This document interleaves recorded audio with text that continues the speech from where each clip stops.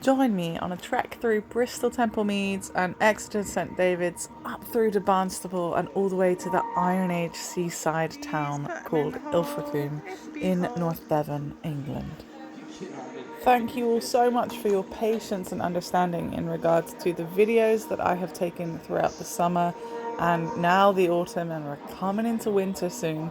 I hope that you enjoy everything there is to see in this video. Of course, we make a little stop at Exeter St David's station and enjoy some food in the Turk's Head.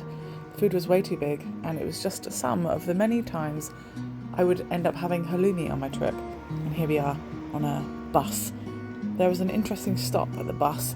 I got to the front top of the double-decker, and at one point when we stopped at a bus station, an older lady was staring up at me, and she was looking through the glass, peering with her eyebrows furrowed. And I thought, stop looking at me, why are you looking at me? And then she mouthed, "Did you make that? Did you make that?" I was wearing a handmade crochet cardigan, and somehow from the ground level she had spotted me on the top of the double-decker bus. And yes, I had made it.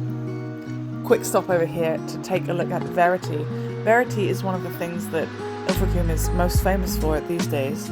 She is over 20 metres or over 66 foot tall, and she was created by Damien Hirst, made of stainless steel and bronze, and surrounded by the sea and cliffs in Ilfracombe. She really does stand out quite impressively. Ilfracombe has just 9 or so more years left to enjoy her though, as she's only been in the town on loan for 20 years. So make the most if you're hoping to see such a creation. Who knows where she'll go next? The very name refers to truth and justice. And in truth, the weather was not that great in Ilfracombe. I didn't expect it to be that great, but of my whole trip to the UK, I really got the worst day in Ilfracombe.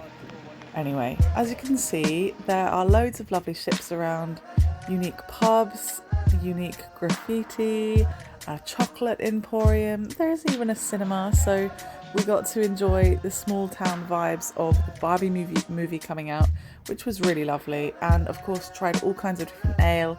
I even had a ploughman's lunch, which made me very happy. If you don't know what a ploughman's lunch is, it is the kind of lunch that a farmhand would take to the farm back in the day, and it would just be a bundle that's kind of like a picnic of cheese and apple and ham and all kinds of things like that, and bread, and you can just nibble at whatever you like as you fancy, get your energy up throughout the day. So actually it's quite surprising for me to know about a place like Ilfracombe, despite being from Bristol, which is linked to Ilfracombe through the Bristol Channel. But the reason it's on my radar is because I discovered that my dad was living in a care home there back in 2017. So I've been reconnected with him. And although there is now no train station in this lovely little seaside town, which can be very, very popular, I still managed to trek all the way from either Portsmouth or Bristol to go and see him, because you've gotta, haven't you? You've gotta. And he's exactly where I got all of my cheek and sass and naughtiness and wit and those things from. So I should thank him for those, I suppose. Some people might find them endearing, I hope.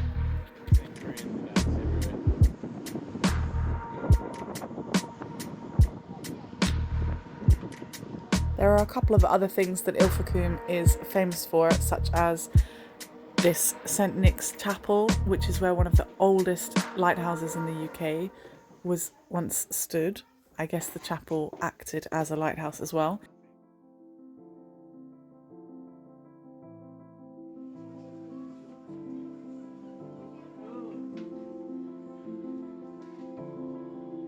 There's also Hillsborough Mount, which is not a very tall mountain, it's definitely a hill, as it almost claims, and a lovely statue at the top dedicated to a poor young girl, a Russian girl that a long time ago unfortunately fell, and it was very, very windy on that day, so it felt very, very poignant, and we really had to be quite careful with where we walked and didn't stay up on the hill for very long, to be honest. You can see a good example of just how rough and windy it is around here.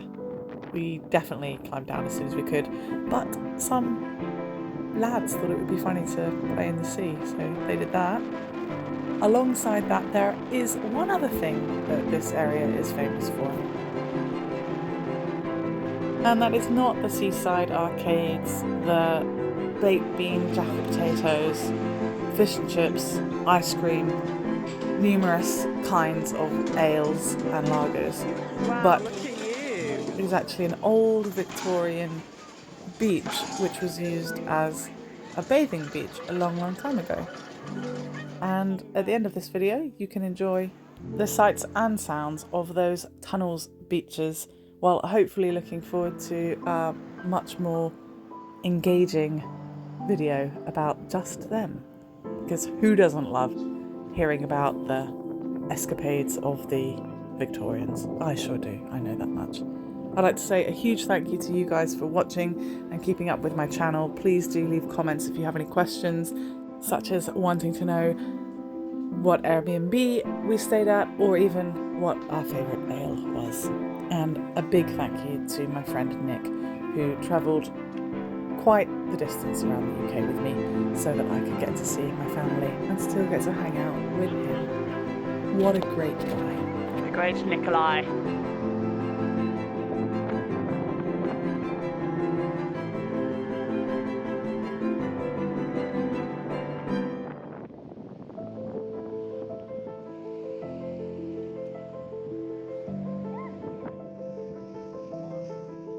Thank you for watching. Check out linktr.ee/Miss Kendall James to support me and see what else I make. Nice beaver, Doris. Why, thank you, Betty.